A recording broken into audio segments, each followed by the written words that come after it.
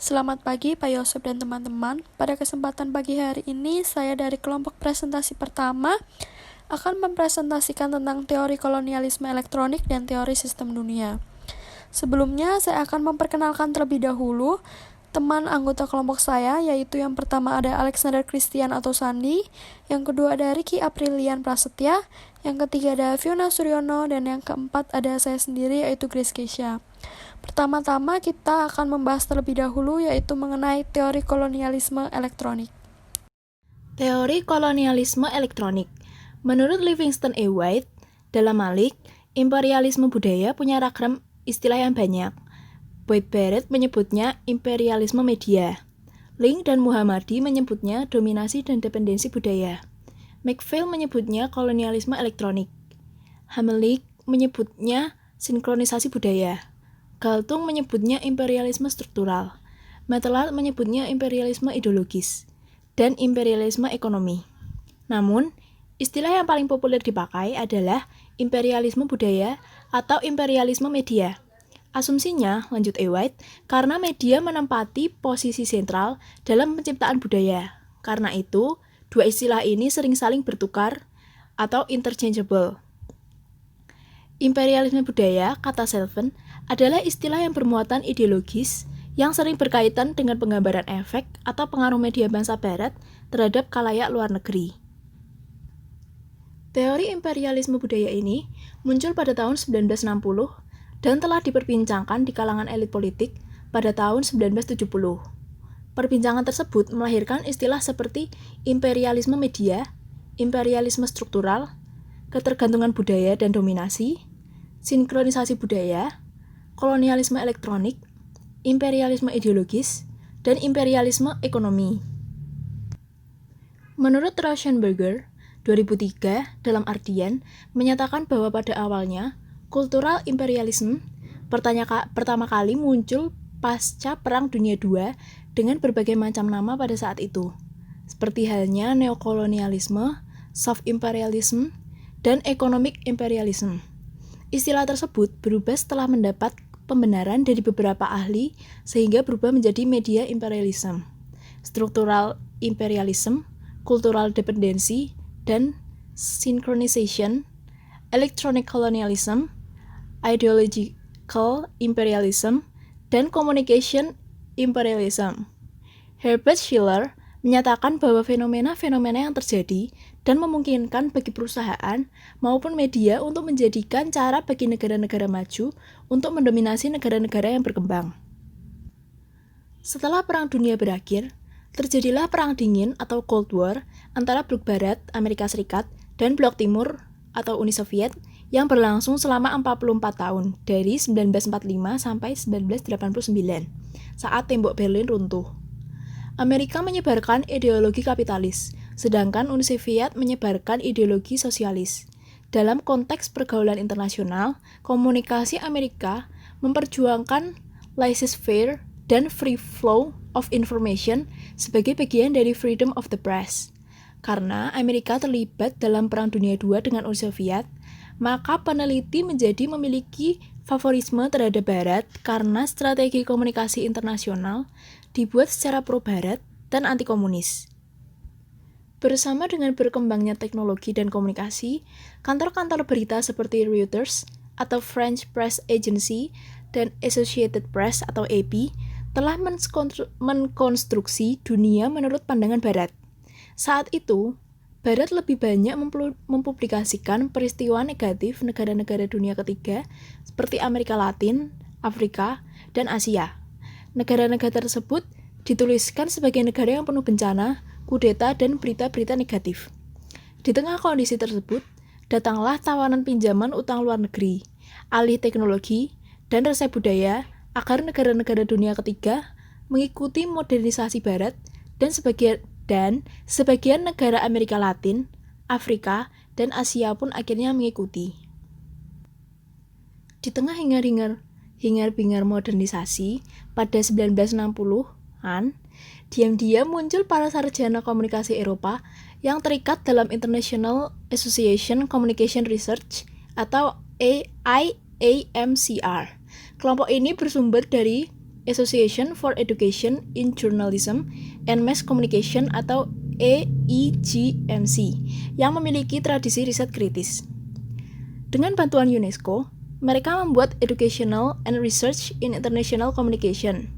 Dalam riset-riset ini, ditemukan betapa program-program berita dan hiburan barat mendominasi Amerika Latin, Afrika, dan Asia. Karena itu, mereka melihat timbulnya imperialisme baru yang bukan dilakukan secara hard power, yakni menggunakan kekuatan militer untuk menguasai suatu negara, melainkan soft power atau diplomasi yang disebutnya sebagai imperialisme budaya dan media. Saya akan menjelaskan slide yang keempat, yaitu teori kolonialisme elektronik. Kebudayaan Barat memproduksi hampir semua mayoritas media massa di dunia ini. Contohnya seperti film, berita, komik, foto, dan lain-lain. Hal ini dapat terjadi karena didukung oleh yang pertama, dunia Barat memiliki modal atau uang. Dengan adanya uang yang cukup banyak di dunia Barat, mereka bisa melakukan apa saja agar dapat memproduksi berbagai macam yang dibutuhkan di media massa. Media massa Barat sudah dikembangkan menjadi industri yang juga mementingkan laba atau keuntungan yang lebih banyak.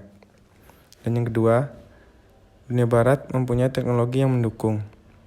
Dengan adanya teknologi modern yang mereka punya, memungkinkan media massa dapat diproduksi dengan lebih baik dan media massa terlihat lebih nyata. Contohnya dalam penciptaan film-film produksi Amerika Serikat yang bersifat pencitraan bagi Amerika itu sendiri. Semua sudah dikerjakan dengan teknologi komputer dan hasil dari film tersebut seolah seperti kejadian nyata, sehingga negara dunia ketiga tertarik untuk membeli produk tersebut. Oleh karena itu, menurut dunia ketiga, membeli produk lebih murah jika dibandingkan dengan membuatnya sendiri.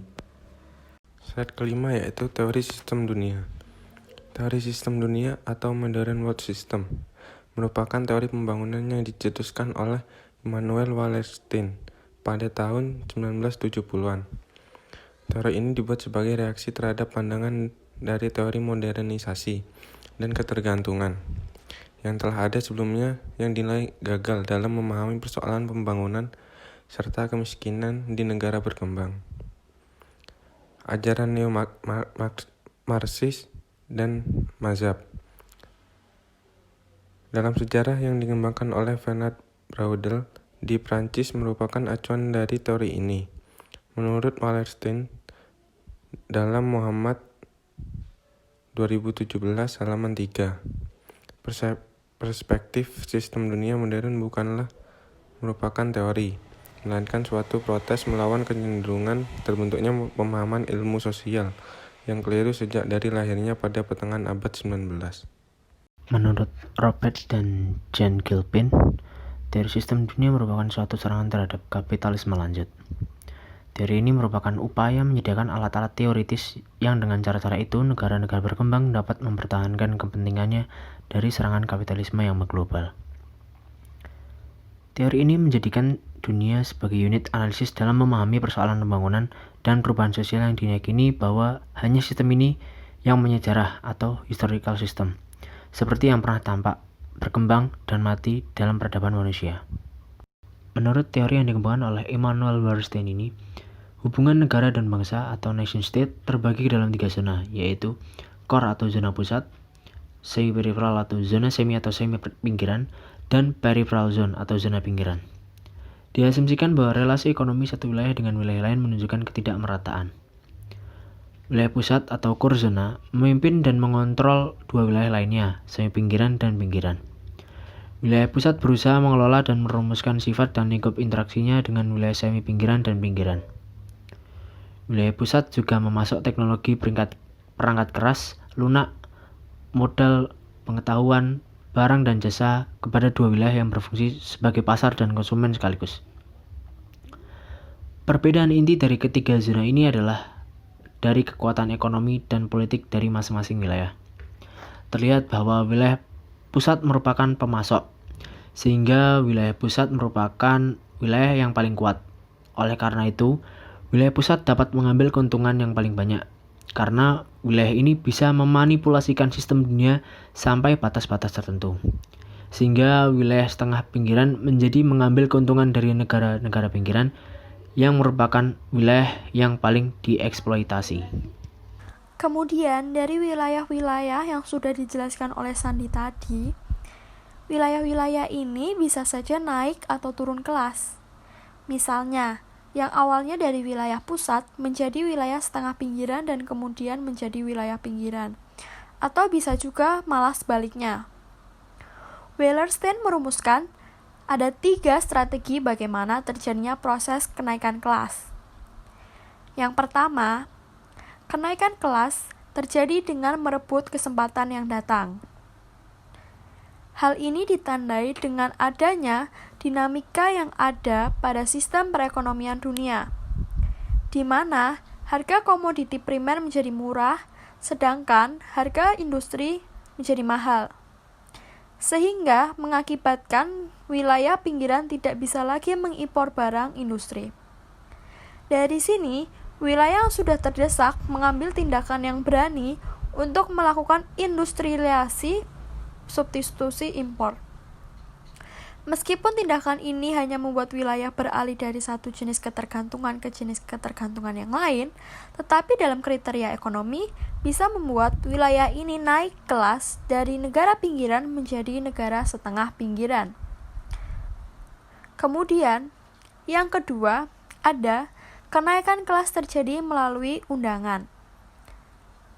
Hal ini ditandai karena perusahaan industri raksasa di wilayah pusat perlu melakukan ekspansi keluar, sehingga muncullah perusahaan multinasional. Kemudian perusahaan multinasional ini membutuhkan adanya kerjasama dengan mitra usaha di wilayah pinggiran, dengan berbagai macam alasan yang ada. Dari sini, muncullah industri di wilayah pinggiran yang diundang oleh perusahaan multinasional tersebut untuk bekerja sama. Sehingga dari proses ini jelas akan membuat peningkatan posisi wilayah pinggiran menjadi setengah pinggiran. Kemudian yang ketiga atau yang terakhir, ada kenaikan kelas yang terjadi karena wilayah tersebut menjalankan kebijakan untuk memandirikan wilayahnya. Wallerstein menunjuk Tanzania sebagai contoh. Negara ini melakukan konsep utama untuk melepaskan diri dari eksploitasi negara yang lebih maju. Dan jika berhasil, tindakan melepaskan diri ini bisa membuat negara tersebut menjadi naik kelas, yang tadinya negara pinggiran menjadi negara setengah pinggiran. Tetapi, hal ini juga tergantung pada kondisi sistem dunia yang ada. Hal ini dapat dilihat jika pada saat negara tersebut memandirikan dirinya. Apakah terdapat peluang dari sistem dunia atau tidak? Jika tidak, jelas usaha melepaskan dirinya tersebut bisa gagal. Jadi, sekian presentasi dari kelompok kami. Saya ucapkan terima kasih.